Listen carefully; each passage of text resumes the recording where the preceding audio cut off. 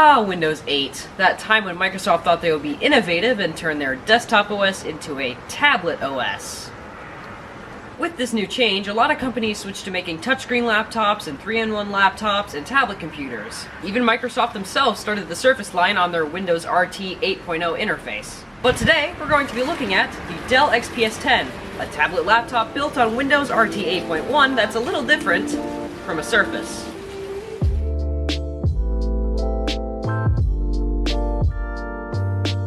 Released in 2013 at a launch price of $500, the Dell XPS 10 is a tablet laptop with a detachable keyboard. It features a 1366 by 768 resolution touchscreen, a 5-megapixel rear camera, and a 2-megapixel front camera. It runs on a 32-bit ARM Snapdragon S4 with 2 GB of RAM. With the quick spec rundown out of the way, let's look at the laptop's design. The rounded corners and 1-inch bezels really do date this device. It really hasn't aged well. It's also quite hefty, weighing in at around 2 pounds, so it's definitely no MacBook Air. As for the whole detachable screen feature, I honestly don't see much of a point.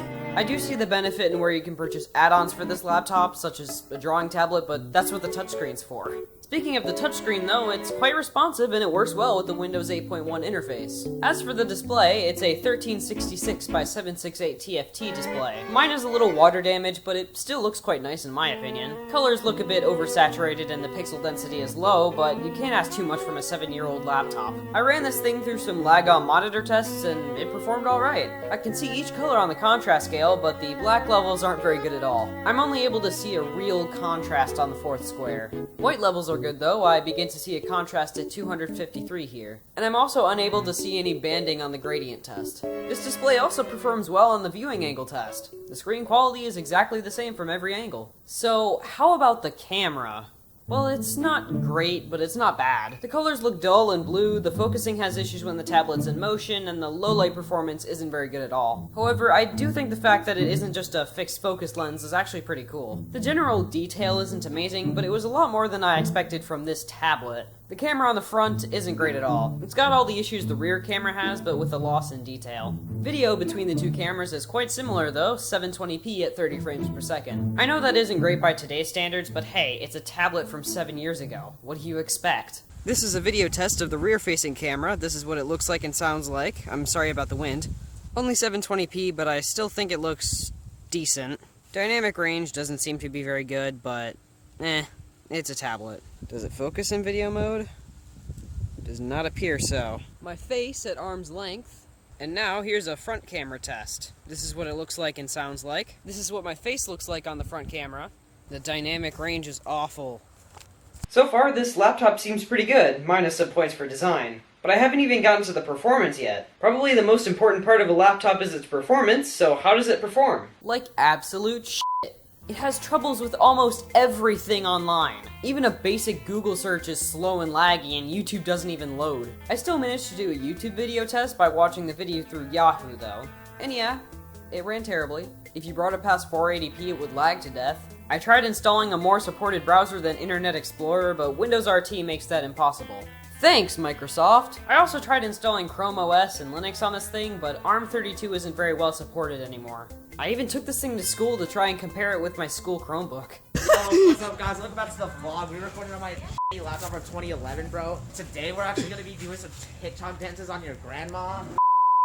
Dell Chromebook 11 versus this. Oh wait, nope. It disconnected. Okay, never mind. So yeah, I had to do this test at home. Dell versus Dell. Which one do you think loads a Google Doc the fastest?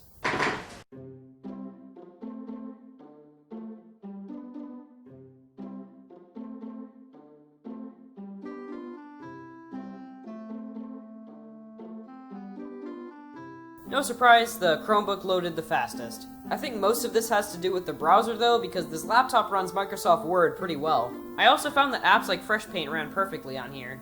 The last thing I want to try on this laptop is some photo editing. Typically I use Adobe Photoshop Express for my photos. Granted, this is an older version of Photoshop Express. I'm not even sure if it can support Canon RAW, but we're gonna try it anyway. I have to go through the desktop. Zoom in a little bit. Here's the RAW file. Open with. Look for another app on this PC. Fine, let's try something else. Try doing the JPEG. Open with Adobe Photoshop Express. Okay, there we go. Doesn't look like we can just go to the other ones like this. I wonder if we can go, oh, I see.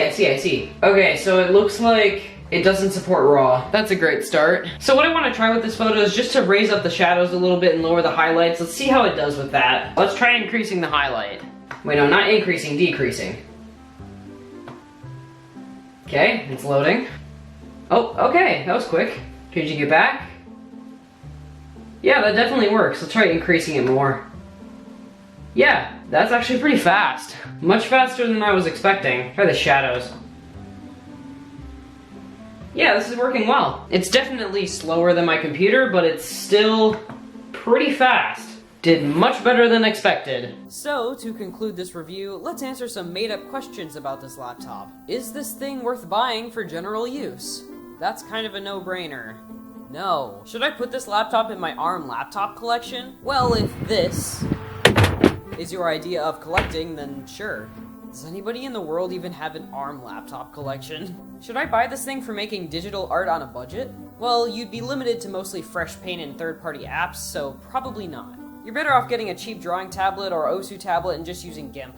Also, these things are way overpriced online. They're still being sold used for like $200. Should I get this thing for my kids to use? You'd be much better off getting a Chromebook for them, or maybe an old Windows 7 laptop with decent specs and then upgrade it to Windows 10 if you can. If you give a kid a laptop, they're probably gonna want to use YouTube, and they can barely run YouTube on this. If Apple shifts the entire computer market to ARM somehow, do you think this laptop will ever get support? Well, considering how quickly the tech market grows, I don't think there will be much stuff released for ARM that this laptop will actually be able to run. And that concludes my review of the Dell XPS 10. What do I think of it? It's garbage. Just like with the Pentax Q. You're a disgrace! Thanks for watching this video, and feel free to give this video a like if you enjoyed it, or even subscribe if you want. And hopefully, I'll see you guys later. Bye!